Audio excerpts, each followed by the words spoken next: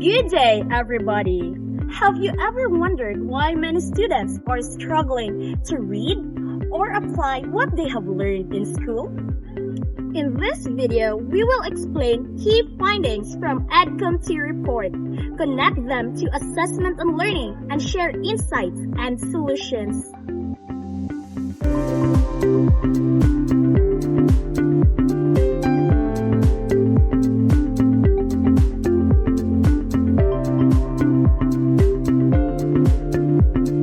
The Philippine education system is currently facing major challenges. Many students are not meeting expected learning standards. This problem is not just about students. It involves teaching methods, curriculum, and assessment practices. Because of this, there is a need to examine how learning is measured and improved. The Second Congressional Commission on Education, also known as EDCOM II, conducted a study to evaluate the education system here in the Philippines. Its goal is to identify emerging problems and at the same time provide and suggest ways to better improve the learning outcomes in the Philippines. The study revealed that a serious learning crisis exists in the Philippine education system. One major finding is the low student proficiency. Only about 0.4% of grade 12 students meet the required standards.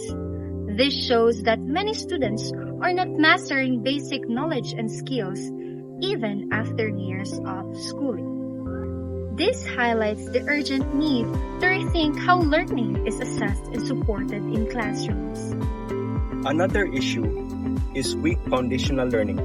Many students struggle with reading and comprehension as early as grade 3. If students cannot read well, they will have difficulty learning in other subjects.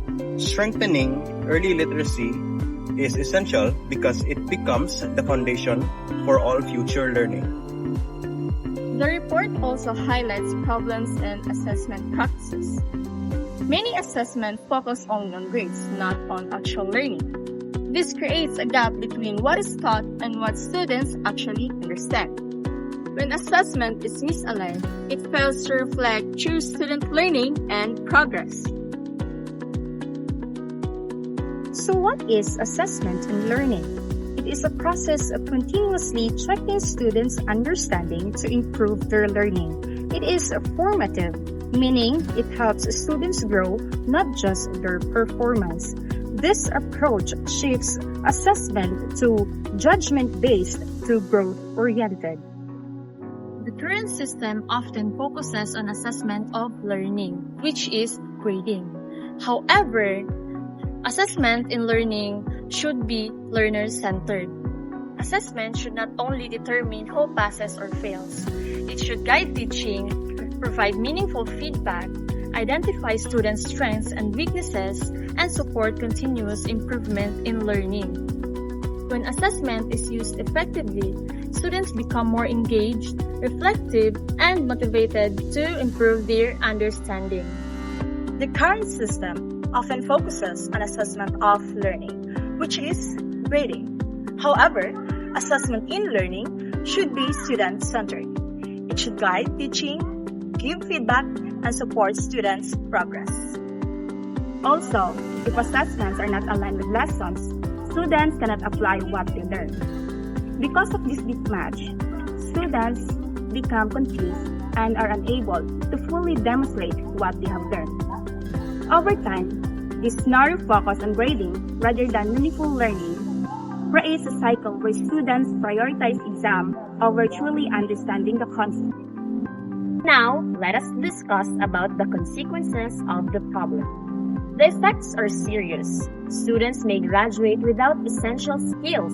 This affects their future education, job opportunities, and confidence.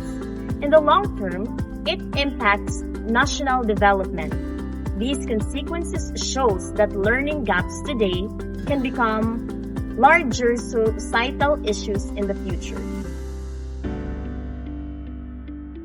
To improve situations, we suggest to use a formative assessment regularly, provide a timely and helpful feedback, align assessments with the learning objectives, reduce teachers' unnecessary workloads, and focus on developing reading and foundational skills.